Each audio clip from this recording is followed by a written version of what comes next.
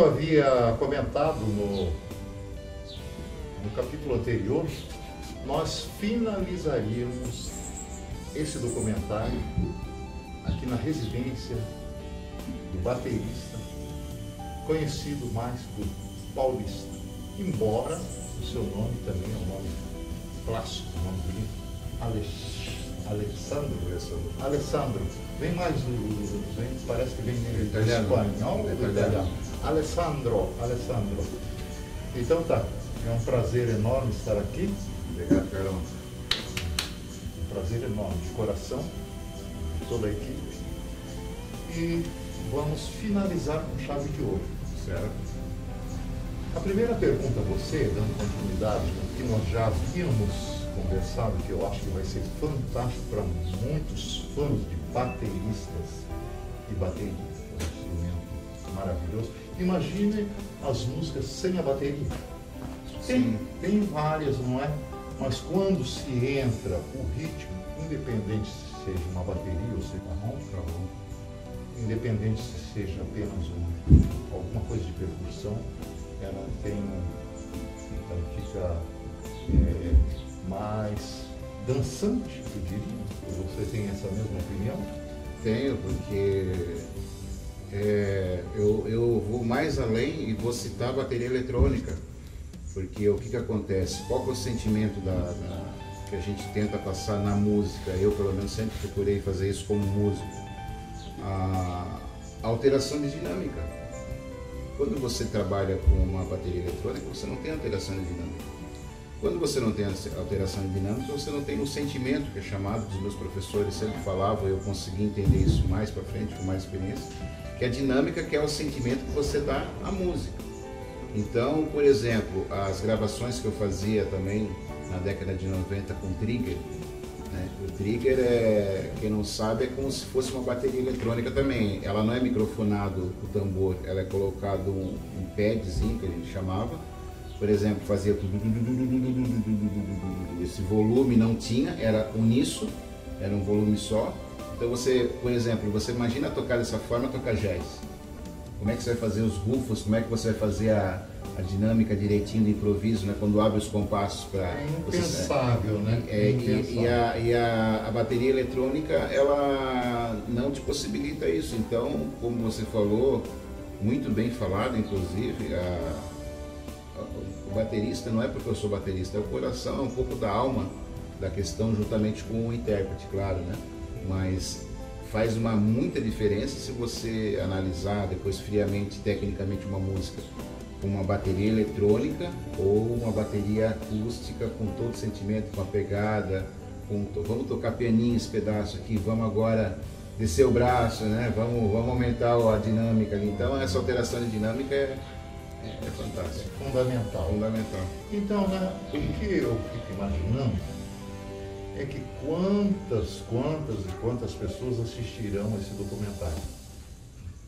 Que ele tem várias relevâncias. Eu citarei, um documentário para o futuro, para os seus filhos e netos. Imagine daqui 20 anos, imagine, né, um neto seu assistindo o seu vídeo. Sim. Então me veio na minha cabeça uma pergunta que muitos gostariam de saber. Qual seria a dica que você daria para quem gosta de bateria, para essa garotada que agora está despertando para a música, falando, puxa, eu quero estudar bateria? Existem várias dicas, existem vários macetes, não é, Paulista? Sim. Resumidamente, o que você diria para essa garotada toda? Bom, eu faria uma divisão nessa resposta. Primeiro, se você for uma pessoa iniciante que gosta do instrumento. Então, o primeiro passo, se você gosta do instrumento, é você ter uma não radicalização de escutar um estilo somente. Porque se você falar para mim qual o melhor baterista do mundo, é quase que impossível se falar, porque cada um tem o seu estilo, a sua pegada dentro da proposta que ele quer. Então, o primeiro passo é você ouvir, porque existem dois tipos de música. E eu consegui entender isso também quando os meus professores de música falavam. A música boa é a música ruim. Então você fala, nossa, você é do rock, existe sertanejo bom? Claro que existe. Existe Christian Ralph, existe os músicos do Christian Ralph, se você escutar o trabalho deles é fantástico. Existe a banda do Rio Negro Solimões, que é fantástica. Existe o falecido Milionário Zé Rico, tinha uma banda fantástica com músicos assim.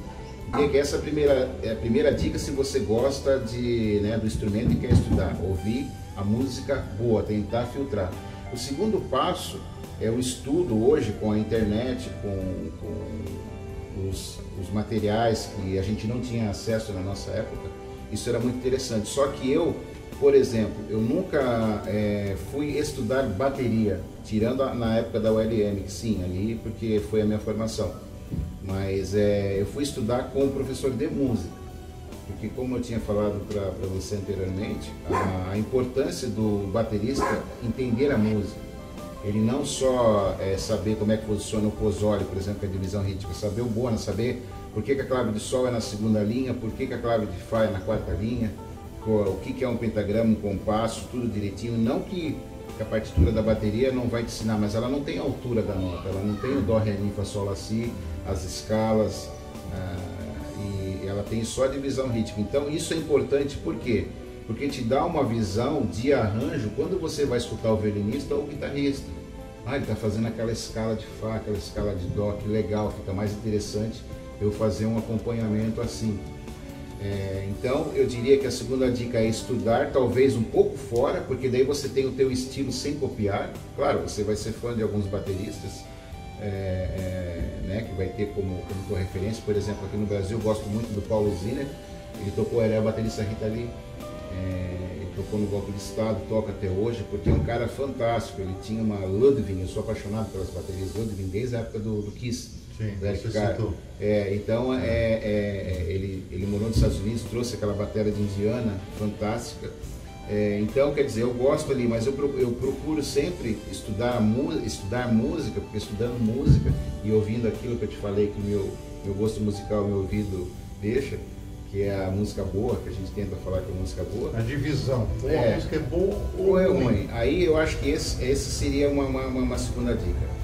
E a terceira dica, sim, estudar o instrumento, saber as variedades dos instrumentos depois.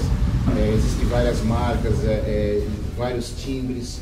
Quando você tem condições financeiras de tocar profissionalmente, de ter vários pratos, é interessante. Lembra que eu te dei um exemplo, Carlão, no nosso último ensaio, eu falei, esse prato abre demais. Ele é um parecido com um Sabian B8, então para você tocar rock é legal.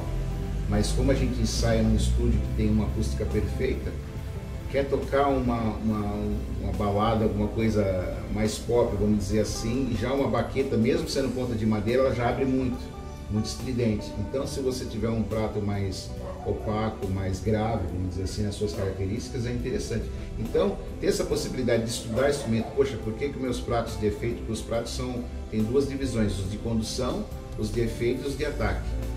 Os de condução é o chimbal e o prato de condução, os riders, os pratos de ataque e os pratos de efeito, um splash, um shine. Estudar isso daí para você também poder saber onde usar na sua música e ter esse conhecimento para aplicar ele. Então seria essas três divisões. Está aí uma grande lição para os futuros bateristas através da recomendação do grandioso Paulista. E claro, eu queria só complementar. Sim.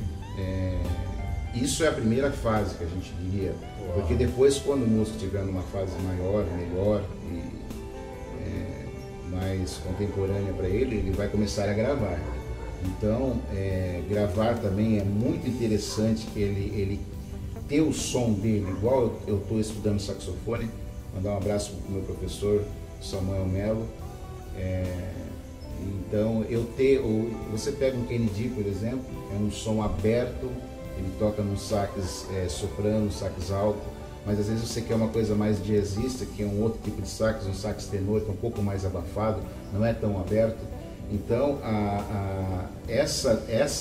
conhecer o seu som, gostar do seu som é muito interessante para quando você for gravar e o produtor, se ele não tiver muita experiência, ou ele tiver experiência, ele saber como tirar aquilo do seu instrumento. Hoje em dia, nós não conseguimos fazer as pré-produções como a gente fazia na nossa época.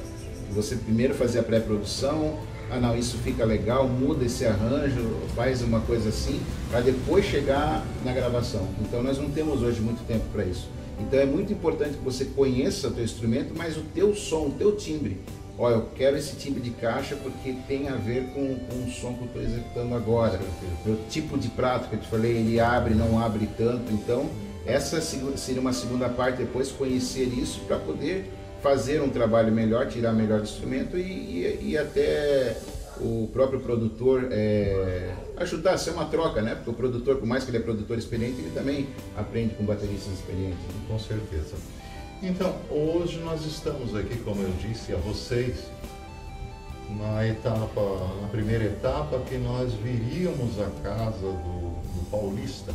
E como eu já citei várias vezes, ele não só é um grande instrumentista, mas um grande esposo, um dedicado esposo, pai e cidadão. E avô também. Já avô? Já avô, com olha só, de 8 anos. Olha, como que um garoto pode ser avô, né? Fica até esquisita a citação ali, sim, mas é um avô. Parabéns. O meu filho tem 4 anos e o meu neto tem 8. Olha só. Então eu fiz questão, imaginei isso, né, com a produção, fiz questão de vir até a residência deles, e na realidade que é a minha pergunta final, né, desse fantástico episódio, relatando um pouco da vida do Paulista, que é um cidadão brasileiro em primeiro lugar, com conhecimentos fantásticos de várias partes do planeta.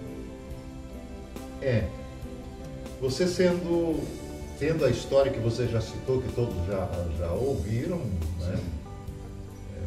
São Paulo, viagens, grandes eventos, estúdios, aquela agitação de ambulância, de carro para lá e para cá, veio morar num lugar magnífico desse, tranquilo. Vocês devem ter ouvido o latido do cachorro, um passarinho, à noite tem os sapos, um pouquinho de conversa de criança. Essa é a residência do Paulista, que nós temos uma honra muito grande de estar aqui. Para nós é uma honra. Como você se sente aqui? Bom, trocando, né? Na realidade você trocou, digamos assim, vamos dar aqui exemplo, você trocou a agitação, toda aquela agitação, pela tranquilidade. A vida, por mais que a gente tenta, a minha formação é em logística, então eu fiz uma pós em marketing, tudo, inclusive em economia também, porque eu era muito curioso para saber, poxa, o que é um dólar flutuante, por que a inflação chega a tanto? Fui mais por curiosidade, não por causa da questão laboral mesmo, mas é logística. Então, logística, você trabalha 100% com planilhas, né?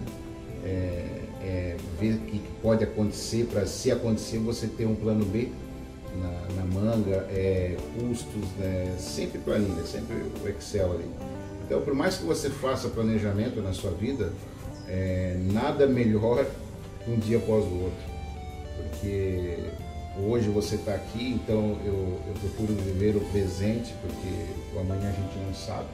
A única certeza que a gente tem é essa, que o amanhã a gente não sabe, por mais que a gente planeja. Os rumos da vida vai tomando esse caminho. Você conheceu a minha outra casa, você já teve oportunidade de ir lá, onde eu morava. Mas com o falecimento da minha mãe, na época, morava conosco, nós morávamos em uma casa de 2 andares, era independentes, mas morava conosco. E aconteceu de ter que sair, inventários, tenho irmãos, né, a partilha do bem, e aconteceu de vir para cá, onde é o espaço da família da esposa. Né? E aqui, essa casa é uma casa interessante, porque aqui era um açougue. Estava explicando para o pessoal da terra. Ali você viu que ele cria algumas galinhas, o porquinho, o boi, né, o gado ali. Então fazia os abatedouros e aqui fazia essa parte de destrichar a carne, fazer os cortes, né, e armazenar. Então foi reaproveitado essa parte aqui. Para mim é uma coisa interessante, porque eu já conhecia Joinville pelo fato da minha família, do parte do pai ser daqui, esse tipo de ambiente, né? Mas claro, é um choque. Só que o que acontece? Tem dias, sendo bem sincero, tem dias que você fala, poxa, que legal, você está na vibe, né? Você quer sossego. E tem dias que você fala, poxa, que coisa monótona, quero Eu imaginei pegar... que você ia responder Até pelo fato de você viu, a minha moto, eu sou um cara que prezo por liberdade, aquela coisa, né? De viajar, tudo. Então, como eu disse, tem as suas oscilações, mas o principal é agradecer que a família está encaminhada. Minha filha hoje ela é enfermeira, meu filho mais velho ele já está no exército, já inclusive na semana passada, esse ano incorporou. Meu pai era um ex-combatente, está usando o mesmo nome. Meu filho pequeno ele tem assim destaques na escola, dizendo, olha, ele sempre é um guri, vamos dizer, um pouco fora da casinha, ele sempre sabe um pouquinho a mais. Eu falei, puxou o pai, brincando, né? Puxou o pai. Então tá encaminhado. A esposa ela é contadora de uma grande empresa aqui de Joinville, então tá encaminhado. Mas, sendo bem sincero, como te falei, dias e dias. Hoje o dia começou com chuva, nós conversávamos bem cedo, inclusive, né? Por volta de 6h30, 7 horas, estava com chuva e hoje abriu o tempo, o céu está azul. Impressionante. Pena que a câmera não dá para ver, mas o céu está todo azul, então são momentos que vai mudando. Agora, nada melhor que você... A câmera vai mostrar sim, porque tem a sua entrada lá, quando você moto, chegou. Né? Sim. Ele chegou, inclusive, aqui, estava fora. Sim. Clássica. E o Paulista, ele foi motoqueiro há algum tempo, né? Como ele mesmo citou, ele gosta de liberdade, então tem aquelas motos grandes. Mas para finalizar, para nós encerrarmos, eu da minha parte, foi muito bom fazer esse trabalho com você, deixar registrado esse documentário de um pedaço resumido da história, porque a história do Paulista é fantástica, é grandiosa. Não tem como se falar num único documentário toda a história dele, de tanta experiência, de tantas viagens, etc. Mas o que deu para fazer foi uma honra muito grande. Eu gostei, a cinegrafista gostou, o pessoal que está trabalhando com a edição gostaram, e eu tenho certeza que centenas e centenas de pessoas vão gostar. Para finalizarmos, o que você gostaria de deixar registrado? Aquilo que eu comecei respondendo essa última pergunta, né, que você fez. Primeiro também foi muito prazeroso, porque eu venho de problemas de saúde. Tive problemas de saúde com relação à visão. Eu sou um diabético, então tive complicações da diabetes. São fases que a gente está passando na vida, mas qual que é a mensagem que eu quero deixar? Primeiro que a arte, não só a música, a arte é fantástica. O que seria no mundo sem a arte? Então, a sensibilidade de um artista, às vezes a gente pode ignorar, mas não tem coisa mais interessante, mais fácil de você se identificar sem nenhuma palavra. Por exemplo, se você olhar o quadro do Charlie Chaplin, o Cachorro.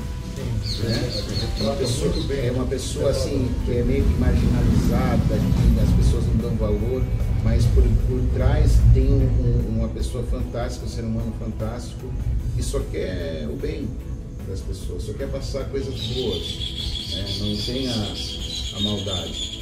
Então, essa era um recado, a questão da arte, né? Sempre valoriza um artista, sempre o esporte e a arte, a música, ela é muito boa para a educação das crianças. E são valores que a família tem que ter, né? Eu acredito que se a criança fazer um esporte, se a criança gostar de tocar um violão, um teclado, um baixo, cantar, brincar, ter o tempo dela, a bateria, o que for, mexendo com arte, um grande cidadão. Não só isso, teatro, quer fazer uma aula de pintura, mas meu filho não sabe o que é, calma que ele vai descobrir, ele vai ter o gosto dele, principalmente para instrumento, né? Às vezes você está tocando 3 ou 4 instrumentos até você identificar com o seu. Então valorizar isso, e às vezes é muito difícil para a família. Eu tive não é que eu tive problemas, mas entendimento para que a gente viveu uma época um pouco complicada, que é a década de 80, década de 90, em que ter tatuagens, ter o cabelo comprido, ter umas atitudes que eram fora, a gente fala da casinha, a gente pagava um preço. Até pelo fato da gente falar, a gente paga um preço, ou bom ou ruim. Mas eu não me arrependo, o meu preço foi bom no final. E a última questão é como eu queria responder com a pergunta anterior, né? Nada melhor que nem um dia após o outro, uma hora após o outro. Hoje nós amanhecemos com chuva totalmente nublado e de repente mudou. Então hoje, se você está passando algum tipo de problema, tanto com saúde pessoal, familiar, não se esqueça que existe por trás disso um grande Deus e que o dia ele acaba, mas sempre na parte da manhã ele vai nascer de novo. Fantástico, então, fantástico. É isso que... Está fechando com chave de ouro. Esse é o paulista que nós conhecemos. Fechando com chave de ouro. Olha a frase final que ele falou ali, é incrível. Essa eu vou, inclusive, mandar fazer um quadrinho lá, mandar o cara redigir essa frase para pendurar na parede, né? Imagine se todos pensassem como o paulista pensa. Mas seria isso, então? Seria isso. Mais uma vez te agradecer. Depois de 20 anos, a gente voltar a tocar, esse é o principal, voltamos a tocar junto. Está na ativa ainda, hein, pessoal? Está na ativa. E que ativa, né? Na realidade, tem todo aquele traçado, aquela técnica de... Então, nós estamos ainda na fase de confraria, que a gente fala com os outros amigos, mandando um abraço, inclusive, para ele, para o Ronaldo, nosso baixista do estúdio Toca 88, o John, ele tem uma escola de inglês, da Lead, um grande abraço para ele também, professor de inglês, morou nos Estados Unidos, ele é vocalista, teve uma banda legal aqui, que é a banda Sultana, mandar um abraço, e o Carlão que se juntou a nós. Então a confraria, não tem nem nome essa confraria ainda, porque é um encontro de amigos, às segundas-feiras, mas nada nos impede de amanhã depois os amigos que estão assistindo esse documentário ver a banda, porque não tem nem nome, ele está sugerindo alguns nomes que a gente vai levar lá para o pessoal decidir, né? E poder voltar a tocar com ele depois de 20 anos, até porque, como eu disse, tive problemas de saúde, achei que eu iria aposentar porque... É bom que não foi, né? Só que, graças a Deus, estamos aqui. Paulista é igual, mais uma coisa para você fazer o quadrinho, paulista é igual bambu, vara verde, enverga, mas não quebra. Nunca quebra. É isso aí, meus queridos. Então, mais uma vez, esse é paulista. Baterista conhecido, com muitos trabalhos, com muita experiência e com um enorme coração. Eu fecharia com essa frase. É uma pessoa de um enorme coração, uma grande sensibilidade. Eu vou agradecer em italiano per te. Parla italiano? Sì, tenho che parlare. Gravei CD italiani, no? Immagini non parliamo perfettamente. Non so sacramento per parlare, né? Então, posso Andrei Bocelli, tenho que parlare molto bene italiano. Grazie per tutto, foi um piacere muito grande. Graças por você registrar isso, porque realmente a gente vive os momentos e isso vai ficar registrado para os amigos que vão ver e para a família, né? Principalmente, né? Thank you very much. O rock and roll.